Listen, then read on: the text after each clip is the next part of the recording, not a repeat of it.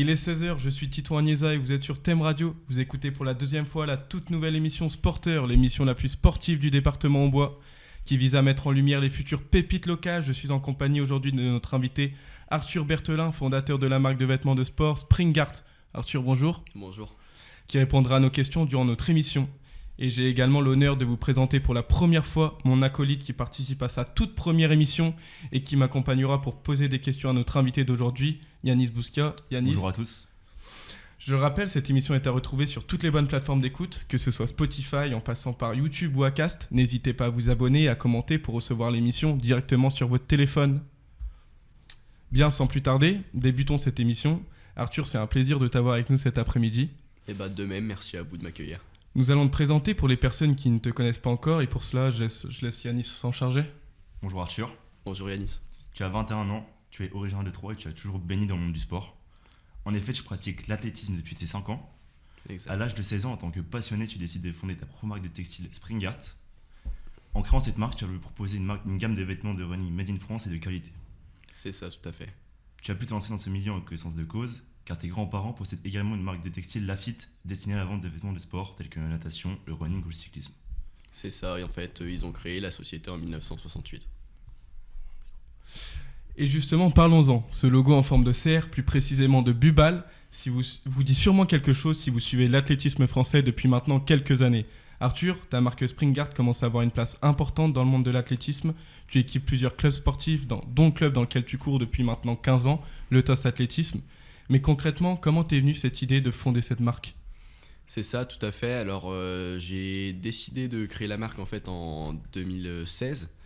Parce que, comme tu le disais, j'ai toujours baigné dans le milieu, déjà de l'athlétisme et du textile, puisque ma famille a du coup une entreprise depuis de nombreuses années maintenant. On a vu les problématiques aujourd'hui, les maillots de club, que ce soit dans l'athlétisme mais sûrement dans d'autres sports. Généralement, la qualité laisse à désirer. Moi, en tout cas, c'est la problématique que je voyais en tant qu'athlète. Et c'est pourquoi, du coup, j'ai décidé de lancer une marque avec des produits de meilleure qualité. Et apparemment, ça a tout de suite plu aux athlètes, puisque la marque s'est lancée avec un certain Vincent Louis, qui est aujourd'hui notamment le double champion du monde de triathlon. Et puis ensuite, de fil en aiguille, c'est parti sur d'autres athlètes comme Renaud Lavillenie, qui est l'ancien recordman du monde du saut à la perche, mais également des athlètes amateurs, que ce soit au niveau local ou partout en France. Et justement, on va en parler. Mais tout d'abord, on va parler un peu, tu as un bon niveau régional. Et est-ce que les plans pour toi étaient clairs depuis le départ, c'est-à-dire de vivre dans le milieu de l'athlétisme ou tu étais destiné à quelque chose pour toi ? Je dirais que, comme tout jeune qui est dans le sport, il y a les rêves, que ce soit les JO, etc. Plus jeune, j'avais, on va dire, un bon niveau, que ce soit régional, même interrégional. J'ai notamment fait les stages, on va dire, en préparation pour Paris 2024. J'ai vite compris que pour moi, ça aurait été compliqué, en tout cas dans l'athlétisme en tant qu'athlète. Et quand j'ai vu que la marque fonctionnait bien, je me suis dit pourquoi pas rentrer un jour au JO, mais d'une autre façon. Et d'ailleurs, c'est chose faite, puisque sur Tokyo 2021, du coup, on a équipé, on va dire, la petite équipe du Mali en athlétisme. Donc, c'est un premier pas et j'espère que ce sera mieux pour 2024. Félicitations. Merci. Et si tu avais un rêve dans ce milieu de l'athlète, était-ce celui de lancer ta propre marque ou justement tu en as déjà un petit peu commencé à en parler, mais d'où t'es venue en fait l'idée de fonder cette marque ? En fait, à quel moment tu t'es dit que tu avais de bonnes chances d'aller aux Jeux Olympiques avec ta marque plutôt qu'en tant qu'athlète ? Disons qu'en tant qu'athlète, c'était vite devenu impossible parce que le niveau, certes, il y a le côté, il y a le don. Mais l'entraînement, etc., c'est quand même une bonne partie. Je confirme. J'ai compris que j'avais pas les mêmes capacités que certains. Et en tant que marque, en fait, au début, j'ai commencé avec la marque de mes parents, en équipant, donc, comme je disais, Vincent Louis. Et très vite, en fait, il m'a conseillé de lancer ma marque. Il a dit que j'avais peut-être un talent dans ce milieu-là. Et forcément, quand t'entends ce genre de choses de la part de personnes aussi importantes, ça peut motiver. Et c'est ce qui m'a motivé toutes ces années de travailler avec des athlètes de haut niveau. Et je vois. Et parlons de ta ligne de vêtements maintenant, qui a pu voir le jour grâce à l'atelier textile familial Lafitte, t'en parlais justement, dirigé par ton grand-père, fondé en 1968, qui est spécialisé dans l'impression de vêtements sportifs. Mais en quoi t'a-t-elle réellement aidé lors du développement de la marque ?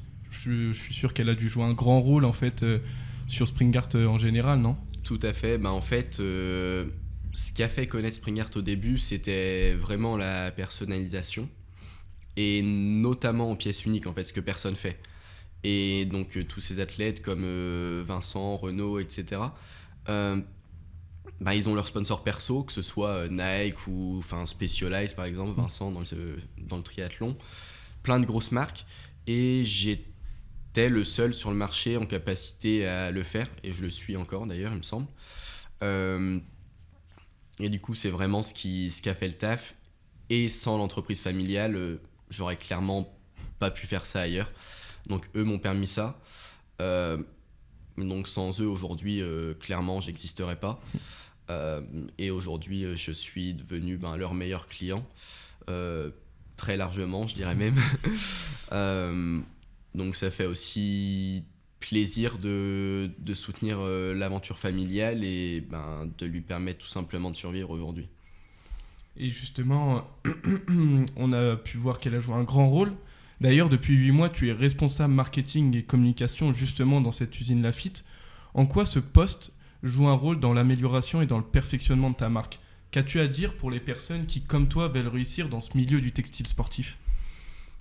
Disons que, du coup, comme tu le dis, et puis en fait, je suis en alternance chez eux depuis... l'année dernière, j'étais en alternance. Cette année, j'ai arrêté les études.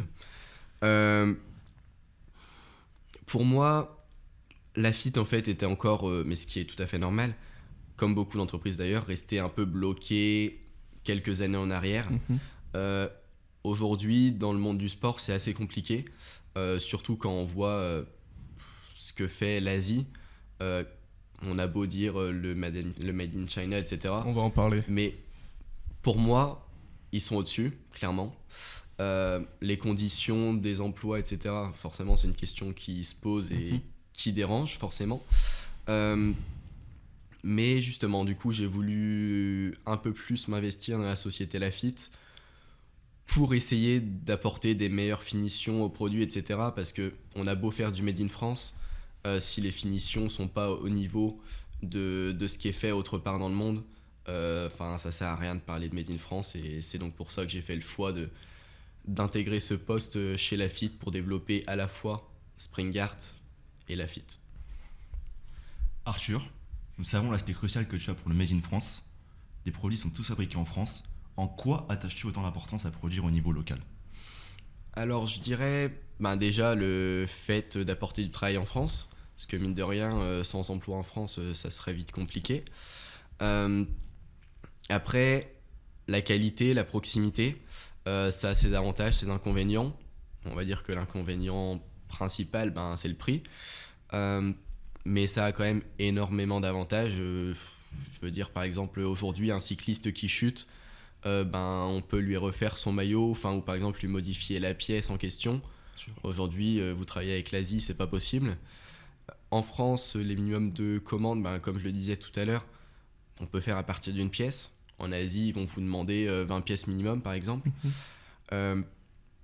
Et même au niveau du porté, au moins, on sait vraiment d'où viennent les produits. Les tissus, on sait d'où ils sont fabriqués. Malheureusement, il n'y a pas de fournisseurs, ou très peu en France. Mais on travaille quand même avec des fournisseurs, par exemple d'Italie, donc vraiment des pays frontaliers à la France. Et ça, c'est quand même un gros plus. C'est un atout, c'est vrai. Par ailleurs, cette production de textile locale t'aide-t-elle à équiper des clubs qui accordent également une importance commune au Made in France ? Je pense, oui. Aujourd'hui, ce qui m'a permis de vraiment bien travailler avec les clubs, c'est le développement de boutiques, en fait, pour les clubs. Donc, admettons, un club va nous commander en quantité les maillots, donc les débardeurs en athlétisme, ce qui est le produit principal. Et ensuite, autour, on va venir greffer une boutique avec plein de produits plus spécifiques, donc des combinaisons, des vestes, etc. Et là, du coup, c'est l'adhérent qui va venir commander directement. Et ça, on peut se le permettre en tant que marque Made in France, parce que, comme je disais, il n'y a pas de minimum de commande. Aujourd'hui, on fera en Asie, on pourrait peut-être avoir un fonctionnement un peu similaire. Mais voilà, on sera obligé de prendre des quantités bien plus importantes. D'accord. Et as-tu tout de suite envisagé de fabriquer au niveau local, de faire le statut de ta principale marque de fabrique? Disons que déjà au début, la question ne se posait pas forcément parce que avec l'entreprise familiale, c'était la seule solution. Et c'est aussi plus simple, je pense qu'en me lançant, aller chercher des fournisseurs à l'étranger, etc., ça aurait été très très compliqué. Aujourd'hui, je peux un peu plus me le permettre parce que on va dire que je suis bilingue, donc c'est plus simple d'échanger. C'est sûr. En 2016, vu le Moins. niveau que j'avais en scolaire, beaucoup moins, Ça devait Plus être jeune compliqué. aussi. beaucoup plus jeune aussi, donc forcément la maturité ça change. Mais voilà, pour moi j'avais pas le choix. On comprend, c'est normal en plus pour le contact avec les clients internationaux. L'anglais, c'est quand même quelque chose de fondamental, hein. Ouais, carrément. Bon, merci Arthur. On revient dans quelques instants avec la suite de l'entretien après ce court spot musical. À tout de suite. L'année 2018 a été une année déterminante pour toi. Tu es parti 2 ans à l'étranger, aux États-Unis plus précisément. Selon toi, quels ont été les apports bénéfiques de ce voyage et qu'est-ce que tu retiens de tout ça? Ouais, c'est ça. En fait, je suis parti donc en 2018, comme tu disais, après le bac, ce que beaucoup de personnes n'auraient pas fait. Exactement, c'est compliqué à cet âge-là de partir tout seul dans un autre pays, surtout les C'est ça. États-Unis, hein. Et puis même en échangeant avec des personnes qui y sont en ce moment, etc. Parce que je suis parti avec l'athlétisme. De plus en plus de personnes partent aujourd'hui. En échangeant, beaucoup disent jamais j'aurais pu partir après le bac. Moi, je pense que ça m'a beaucoup apporté déjà sur le point culturel. Parce que l'avantage d'être en tant qu'athlète là-bas, c'est que dans l'équipe, tu as des personnes qui viennent de partout. J'étais notamment avec des Kenyans, avec des personnes d'Amérique du Sud. Donc niveau culturel, ça a été un gros plus. Exact. Et forcément, devenir bilingue, j'ai toujours rêvé de bien parler anglais. Malheureusement, j'ai jamais réussi avec les cours. Pourquoi? Je sais pas. Est-ce que c'est la façon d'enseigner? Le système scolaire remis en question.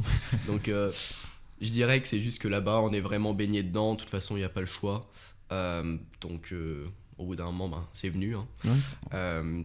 Je pense qu'en France, on parle mieux anglais que ce qu'on pense. C'est juste qu'il faut avoir le déclic. Parce que j'avais un mauvais niveau. En un mois, je comprenais tout en cours. Donc, c'est qu'il y a une raison. Et après, sur le point sportif, parce que forcément, c'est des façons différentes de s'entraîner. Et ça m'a beaucoup apporté. J'ai sûrement tout perdu avec le Covid, mais bon. Au moins, c'est déjà j'aurais ça, vécu exactement. l'expérience, c'est ça. En effet, les Américains sont les protagonistes du mouvement de la start-up. Comment as-tu appris à te professionnaliser là-bas? Alors, en termes de business, je dirais pas que là-bas, ça m'a énormément apporté. Certes, avec pareil, le niveau culturel, c'est une façon de voir les choses différemment. Là-bas, tout se paye, tout est cher. Donc, si, ça fait un peu réfléchir. Peut-être que moi, je le sais pas trop, mais au fond, peut-être que ça m'a beaucoup apporté. Après, ça m'a quand même permis de faire des contacts avec les coachs, forcément. Étant dans le milieu, j'ai été mis en relation, oui, voilà, avec des coachs. J'ai déjà fait quelques produits pour quelques universités. Je sais que c'est un marché qui va s'ouvrir prochainement. Et en tout cas que je vais chercher à aller atteindre. Donc on verra comment ça se passe. Mais oui, en effet, je pense qu'il y a quand même eu un apprentissage au fond et un réseau de créer. En fait, à cette époque, tu n'étais pas totalement focus sur ta marque. Disons que j'ai commencé à être vraiment focus dessus là-bas. Parce que en France, surtout au lycée, j'étais à 37 heures de cours, plus l'entraînement, plus la marque, forcément c'est compliqué. Là-bas, déjà on m'a envoyé un premier planning de cours. Dès que j'ai vu 12 heures, je pensais qu'il s'était trompé, mais non, paradis. c'était pas trompé, donc c'était nickel. Donc très peu de cours, vraiment le temps de se reposer, chose qui est pas forcément, enfin du moins j'étais pas concerné ici. Donc ouais, là-bas, vraiment le temps de se reposer, se consacrer sur l'entraînement et de beaucoup travailler, surtout sur Spring Art. Là-bas, j'ai réussi à atteindre, je pense, les 35 heures de travail en ayant des choses à côté. Donc ouais, sans partir aux États-Unis, je pense que la marque n'aurait pas aussi bien décollé. Et on sait que le savoir-faire américain est différent là-bas, on en parlait justement. Tu peux nous dire les approches différentes en termes de travail et de fabrication entre les deux pays? Est-ce qui t'a le plus marqué là-bas? On sait que tu y allais essentiellement pour le sport, mais la marque a dû être quelque chose d'important aussi là-bas, non? Ouais, ben déjà là-bas, moi en tout cas, ceux de mon groupe me connaissaient et savaient que j'avais une marque, donc ça a permis dû jouer. d'avoir quelques retours. Tout- Certains m'ont commandé des choses, donc à chaque fois que je revenais en France, ben, je repartais, Ok. je ramenais des produits. Euh, Après, si je devais comparer aux marques là-bas, c'est vraiment un fonctionnement différent. Mhm. Il y a très très peu de Made in USA, euh, ce qui n'empêche pas le prix. Mais je sais que tout ce qui vient de France, généralement là-bas, est très très bien vu. Euh, je me suis très rarement baladé dans des magasins sans voir quelque chose de français. Enfin, que ce soit un produit français ou même des choses écrites en français. Comme nous d'ailleurs, ici, on a souvent des choses écrites en anglais. Apparemment, ça paraît classe. Ben, là-bas, c'est pareil dans l'autre sens. Donc ça, c'est un gros point positif qui m'aidera sûrement pour la suite si je veux arriver à vendre aux États-Unis. Et c'est quelque chose qu'on n'attend pas forcément, avoir beaucoup de Français aux États-Unis, c'est ce qui t'a surpris pour toi? Ouais, clairement, parce que de moins de ce qu'on peut entendre, les Français, moi en tout cas, j'avais entendu ça, que les Français n'étaient pas forcément bien vus aux États-Unis. Euh, mais honnêtement, là-bas, j'ai vu tout le contraire. Donc ouais, ça m'a un peu surpris, mais tant mieux. Oui, exactement, on peut le dire, hein. D'ailleurs, c'est pour ça que tu as intégré cette université au Kansas, un petit peu pour la culture et aussi pour juste avoir un changement d'horizon, un changement de culture, de voyage, tout simplement, envie de partir, quoi. Ouais, c'est tout à fait ça. J'avais vraiment envie de découvrir quelque chose d'autre après le lycée. Euh, Être loin de la famille. Aussi, Je suis ouais. proche de ma famille, mais au moins ça permet de voir d'autres choses, être vraiment coupé. Couper des amis, ça c'est pareil, c'est quelque chose qui est compliqué.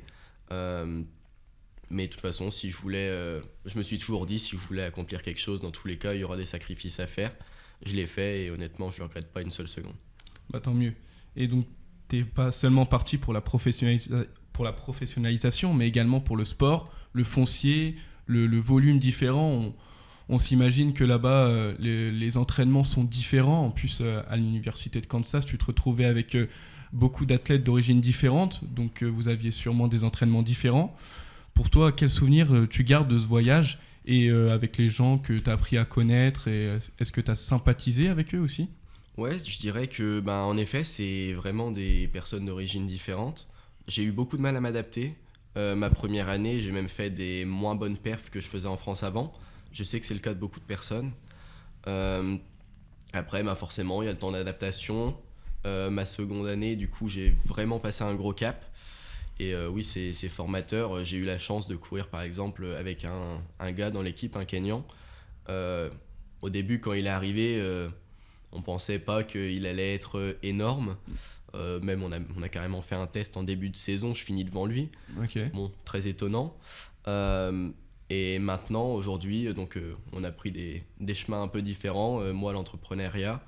Et lui, en fait, a signé dans une des plus grosses écoles des US. En NCA Division 1, pour ceux qui connaissent un peu, c'est la meilleure division. Et aujourd'hui, c'est vraiment l'homme à battre aux États-Unis. Il a déjà battu 2 fois le record des États-Unis. Et ça, du coup, franchement, je pense que j'ai eu de la chance de tomber avec des gars comme ça. Et comment t'expliques d'ailleurs son parcours? Parce que c'est quand même étonnant, en 2 ans de ça, passer d'un chrono correct à être recordman des États-Unis, c'est quand même un petit peu étonnant. C'est, tu penses, l'entraînement, le volume, en fait, comment est-ce qu'il est parvenu à devenir aussi fort? Je dirais que, ben, déjà, quand il est arrivé, il était un peu blessé.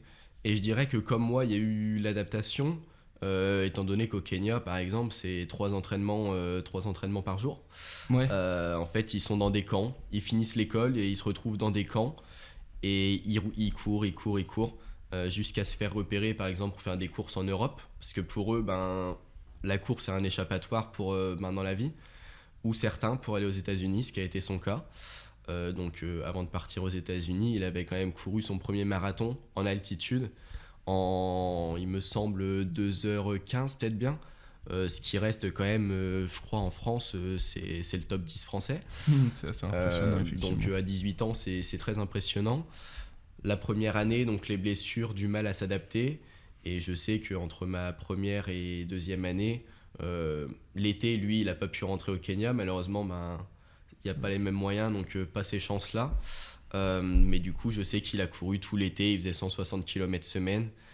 Donc c'est des volumes très très impressionnants. Et je sais qu'il a travaillé pour vraiment, vraiment costaud. Et donc aujourd'hui, je suis content pour lui qu'il en soit arrivé là. Et j'espère que c'est que le début. Et peut-être qu'en 2024, on le retrouvera à Paris. On espère pour lui. Revenons en France. Tu es déjà bien implanté en France. Tu équipes 46 clubs, notamment les clubs de Troyes, Reims, Bordeaux, Toulouse, Rouen, Nancy ou encore Joinville. Plein de clubs t'ont fait confiance. Alors, quelles sont tes ambitions pour les années à venir pour les clubs ? Ouais, pas mal de clubs, de plus en plus. Aujourd'hui, on doit avoir une trentaine de boutiques. Et après, avec les clubs en général, je pense que, honnêtement, j'ai même plus d'idée du nombre, je vais pas mentir. C'est vrai, sur ces Springart, on voit que c'est 46 clubs, mais au final, il y en a plus. Il y en a bien plus, ouais. Je pense que maintenant, on est plus autour des 75 ou peut-être même plus. Donc c'est positif. Et après, je dirais que les prochains objectifs, ça va être de développer, d'en avoir de plus en plus et de renouveler un peu les gammes pour pas aller dans une spirale et ouais, vraiment évoluer, proposer de nouvelles choses. C'est ce qui a fait la différence pour Springart au début, vraiment se démarquer des autres fournisseurs. Donc va falloir continuer sur cette voie-là et puis proposer des nouvelles choses. Le renouveau qu'a apporté Springart en fait a apporté une nouvelle dynamique. Ouais, carrément. Effectivement, revenons sur les clubs et les commandes. À partir du moment où la commande est effectuée par un particulier, quelles sont les étapes réalisées par l'équipe Springart ? Là, c'est vraiment du concret, on pose des questions. Si on parle par exemple d'une personnalisation, en fait on va avoir le client qui va venir passer une commande et derrière nous en fait on va lui demander, on va avoir un petit échange par mail ou par téléphone pour qu'il nous envoie admettons une photo de son maillot de club qu'il souhaiterait qu'on refasse, ou alors s'il veut qu'on crée quelque chose de toute pièce, en fait on lui demande un croquis, on lui demande ses logos par exemple s'il veut mettre ses sponsors personnels ou autres. Ensuite, on lui fait une première maquette un peu en 3D, vraiment un rendu comme si c'était un rendu réel, pour qu'il puisse réellement se rendre compte. Et à partir de là, soit on apporte des modifs qu'il nous demande, ou alors on lance la prod, et puis en 15-20 jours, il reçoit le colis chez lui. Et ça, c'est bien, parce que du coup, on est vraiment les seuls à pouvoir se le permettre. Et pour le club, c'est à peu près, c'est globalement le même fonctionnement. C'est vrai, c'est un super processus. Comment vous l'avez imaginé ? Honnêtement, je pense que c'est venu... assez naturellement, ouais, assez naturellement. Comme ça fonctionne au final, parce que je pense pas qu'il y ait 10 000 façons d'y arriver. Après, forcément, au fur et à mesure, on a testé des choses. Il y a des choses qui fonctionnaient pas, des choses qui fonctionnaient. Et aujourd'hui, on pense que c'est ce qui fonctionne le mieux. Pour les clubs, on essaye de trouver des systèmes un peu plus automatisés, parce que forcément... Bien sûr. Oui, il y a l'humain, mais il faut aussi trouver des façons plus efficaces parce que forcément, quand tu as de plus en plus de demandes, ça devient compliqué. Là, c'est vraiment une période justement charnière. Depuis novembre, c'est même limite ingérable. On a plus de triplé, en fait, on a doublé tous les ans. Sur 2021, on triple presque, et là sur nos 3 premiers mois de 2022, c'est encore pareil, on est à la limite de tripler. Donc c'est très compliqué à gérer. On sait là en ce moment par exemple, il y a des clients, on va dire qui peuvent être peut-être un peu plus mécontents que d'habitude parce que nous on n'avait pas du tout anticipé une croissance aussi importante. Donc on leur explique clairement, de toute façon c'est la transparence aujourd'hui. Et certains comprennent un peu moins, mais bon, malheureusement, il faut faire avec. Et donc aujourd'hui, on cherche vraiment justement les méthodes pour être plus efficace et retrouver la confiance à 100% des clients, parce que c'est ce qui compte pour nous. C'est d'ailleurs pour ça que votre site est fermé temporairement, pour venir avec une nouvelle gamme encore plus accessible et avec encore plus de fabrication. Ouais, c'est ça. En fait, on a bloqué vraiment que... on va dire une chose sur le site, donc ça va être le on va dire, la personnalisation justement en pièces uniques, ce qui faisait notre différence. Mais forcément, qui dit personnalisation dit du temps. C'est pas forcément ce qui est le plus rentable pour nous aujourd'hui. Donc on a toujours tenu à le garder parce que c'est ça qui nous a fait connaître et c'est un peu notre image. Mais bon, il faut aussi qu'on arrive à faire la part des choses. Ça m'a fait du mal de le bloquer. Mais aujourd'hui, forcément, quand tu compares un club où tu as presque 1000 pièces à faire ou une pièce unique, faut aussi aller où il y a les priorités. Et en effet, on est en train de développer une toute nouvelle gamme, vraiment avec des produits de meilleure qualité. On a réussi à trouver justement un fournisseur en France en termes de tissus. Donc là, le circuit sera encore plus court, ce qui serait vraiment un gros plus pour nous, produits de meilleure qualité. Et également, on va pas mal s'axer sur des tissus recyclés. C'est vraiment tendance aujourd'hui. Vraiment, l'environnement, c'est ce qui devient le plus important presque. Du coup, on va développer une nouvelle gamme vraiment de A à Z. Et voilà, comme je disais tout à l'heure, le renouvellement. Et puis, on verra comment ça se passe. Mais disons qu'on va se développer auprès des particuliers, ce qui n'était pas du tout la priorité jusqu'à aujourd'hui. Et on sera peut-être présent du coup dans pas mal de magasins spécialisés en France, on va dire d'ici la fin 2022. En tout cas, c'est l'objectif. Finalement, vous êtes victime de votre succès, l'équipe Springart, et il faut toujours se renouveler pour parer ces contraintes. Ouais, je pense qu'on va dire ça. Honnêtement, ouais, comme je dis, je suis toujours surpris parce que je ne m'attendais pas à une croissance aussi importante. Et c'est ce qu'on a mis sur le site, c'est clairement ça. En fait, trop de demandes, on est obligé d'arrêter certaines choses parce que on préfère que le client soit satisfait plutôt que de rentrer des commandes sans pouvoir y répondre. Donc on va dire mieux vaut ça que pas avoir de travail, mais bon, on s'améliorera pour le futur. Il y a encore le site qui est toujours accessible, hein. On peut voir qu'on peut commander des chaussettes, des brassards, des débardeurs. Encore une fois, c'est juste la personnalisation qui est fermée temporairement pour revenir justement encore plus fort. Donc, c'est voilà. ça, exactement. On imagine également que sur le long terme, l'objectif est d'implanter ta marque à l'étranger. Ouais, tout à fait. Du coup, ça a un peu commencé, comme je disais, avec les US. Donc vraiment, on va dire, petite quantité, c'est pas les plus grosses écoles, etc. Faut savoir qu'aux États-Unis, en fait, ce qui est compliqué, c'est que les écoles s'engagent en fait avec des marques. Donc, par exemple, l'école dont je faisais partie est avec Adidas. Et en fait, ils veulent que vraiment tous les sports, que ce soit le basket, le baseball, l'athlétisme, que tout le monde soit en fait avec Adidas. Donc, c'est des problématiques qui vont se poser. Mais justement, en s'adressant en particulier, ça va vraiment pouvoir permettre de se développer justement, que ce soit aux États-Unis ou en Europe. Aujourd'hui, du coup, comme je disais, j'ai la chance de parler anglais, donc ça sera plus simple. Je parle un peu espagnol, donc pourquoi pas un développement justement en Espagne ou dans les pays frontaliers, on verra. Tout est permis, on l'espère pour toi. Et justement, de nombreux athlètes français prestigieux, on en parlait tout à l'heure, t'ont fait confiance. On pense notamment aux frères Lavillenie, au crossman Jimmy Gressier ou au triathlète Vincent Louis. Et il y en a plein d'autres, mais comment en fait réellement tu abordes ces champions et lorsqu'ils entrevoient une collaboration avec toi, comment est-ce que tu réagis ? Je dirais que en fait c'est le réseau. J'ai démarché vraiment très très peu d'athlètes, vraiment très peu.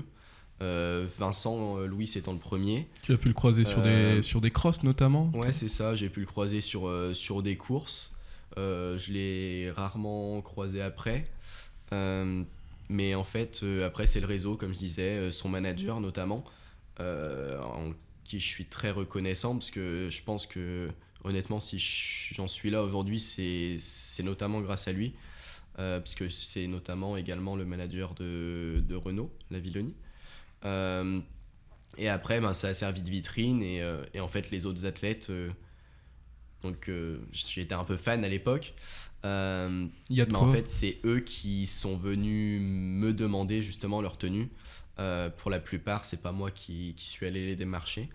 Et donc là, oui, forcément, c'est toujours plaisant quand t'as ces personnes-là que t'avais l'habitude de regarder à la télé, etc., qui qui viennent vers toi pour te demander de collaborer.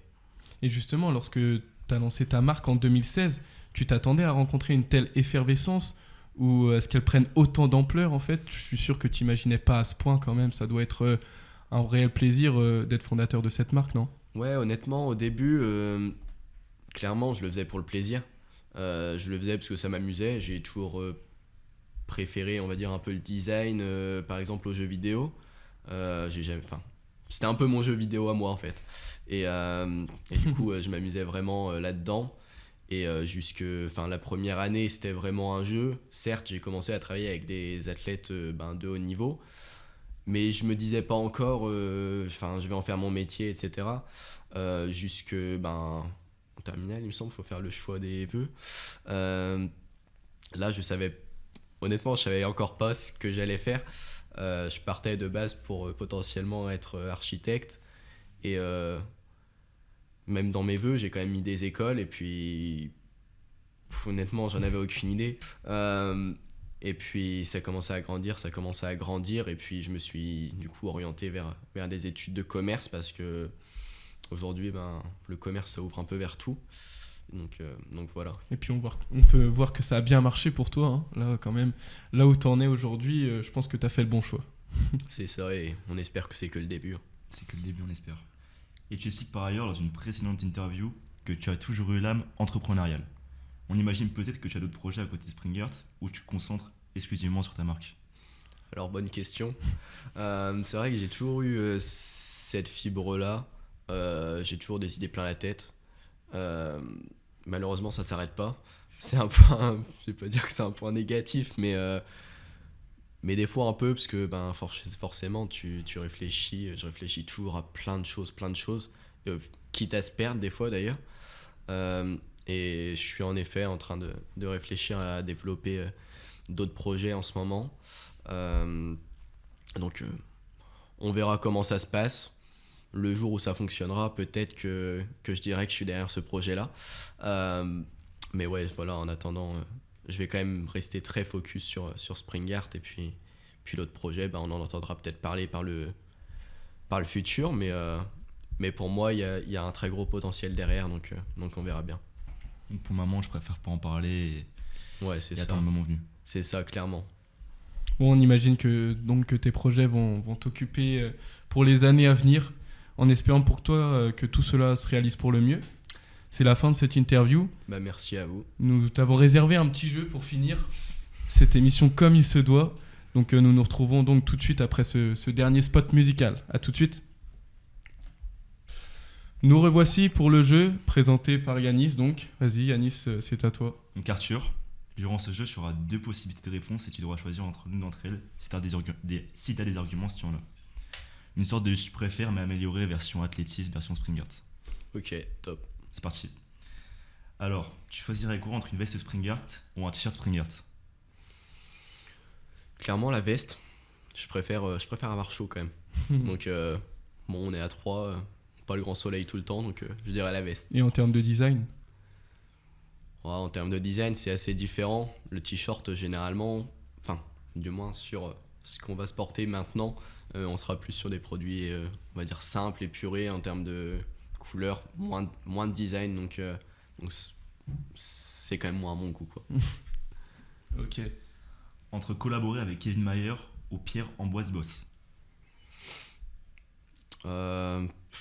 Difficile, ouais, c'est compliqué, hein, le choix du roi. Mais je dirais quand même Kevin Mayer. Et ça pourrait peut-être arriver prochainement. On sait pas. Mais ouais, quand même, il y a un record du monde derrière. C'est vrai, exactement. On espère qu'il sera pas battu d'ailleurs, hein. Et qu'il pourra lui le battre par contre. On espère. Hein. Entre être médaillé olympique en 1500 mètres ou être équipementier connu internationalement? Ouais, je pense équipementier quand même. Ça y est, maintenant. Ouais, je pense que j'ai changé l'entrepreneuriat, de casquette. Un titre, bon, c'est toujours bien, mais. Olympique en plus de ça. Ouais, c'est vrai. Mais je sais que c'est injouable, donc. Ouais, c'est vrai, clairement. On va rester sur le raisonnable. Le choix de la lucidité. Et entre crampons avec plaque de carbone ou crampons sans plaque de carbone? On sait que c'est un débat qui fait jaser dans le milieu de l'athlétisme en ce moment. C'est vrai que ça fait beaucoup parler. Honnêtement, moi je suis pour le développement technologique, donc que ce soit l'un ou l'autre, ça me dérange pas. Je sais qu'il y a plein de débats.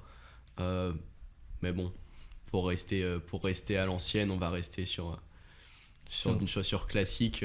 Tu cours sans plaque Alors ou aujourd'hui, avec? Parce que tout le monde court maintenant avec plaque de carbone. Hein, on se aujourd'hui doute. en fait, il y a... Le problème, c'est que ça a fait tellement polémique qu'il y a beaucoup de fausses informations. Aussi, ouais. Et notamment les pointes de demi-fond que beaucoup de personnes utilisent, et moi notamment. Tout le monde pense que c'est une plaque de carbone alors que c'est pas du tout le cas. C'est une plaque de plastique. Et celle-ci, c'est notamment les chaussures qui ont vraiment fait la différence ces 2 dernières années. Donc pour l'instant, je suis sans carbone. Ok. Peut changer, peut-être. Parce que maintenant, on sait qu'au niveau professionnel, comme on l'a vu au JO cette année en 400 avec Warholm qui écrase le record du monde, c'est exceptionnel. Et je pense que les chaussures jouent vraiment un rôle fondamental aussi dans ce record. Ouais, clairement, que ce soit dans un peu toutes les disciplines. Mais après, c'est le développement technologique, ça aurait pas été du carbone, ça aurait été quelque chose d'autre. Exact.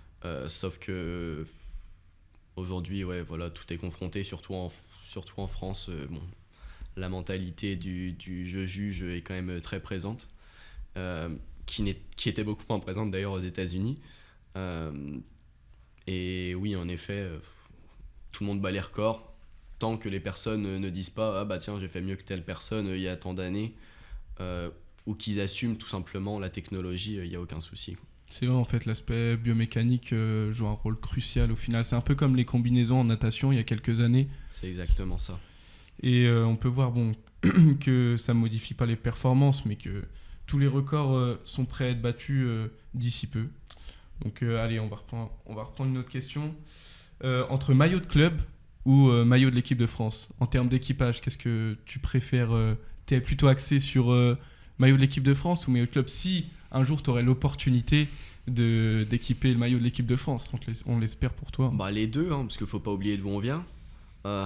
Après, c'est sûr que faire les tenues un jour de l'équipe de France, Ce serait un rêve sûrement. ça ce sera un rêve. Et d'ailleurs, sûrement plus réalisable qu'un titre olympique. C'est vrai, sûrement. Et dernière question, entre le 1500 mètres et le 3000 mètres, on sait que c'était 2 distances favorites. Qu'est-ce que tu choisirais? Je dirais clairement le 3000, parce que disons que je suis plus fait pour le long, notamment le 5000 mètres, mais à mon goût un peu trop long. J'ai tendance à m'ennuyer. Donc je dirais 3000, malheureusement c'est pas une distance officielle, si ce n'est en salle. Mais c'est là que j'ai fait mes meilleurs records jusqu'à présent et aux États-Unis justement. Donc je resterai sur le 3000. Donc t'es plus Mekissi plutôt que Gressier? Ou ça n'a rien à voir? Non, je pense que c'est pas comparable. Après, non, ouais, je dirais que c'est pas comparable. C'est vrai, il y a un athlète qui a été médaillé aux Jeux Olympiques, aux Championnats du Monde, et Jimmy Gressier qui est plus un crossman. C'est ça. Bah, c'est le futur de l'athlétisme français, hein, clairement. Mais voilà, ouais, c'est... Pour moi, les deux ont chacun leur profil et ouais, on peut pas trop comparer ça. Très bien. Arthur, merci à toi. Tu as très bien répondu aux questions. Bah, merci à vous deux. Merci Arthur, c'était un plaisir de t'avoir avec nous cet après-midi. Et pour nos auditeurs, on se retrouve dans 2 semaines avec un tout nouvel invité. À très vite.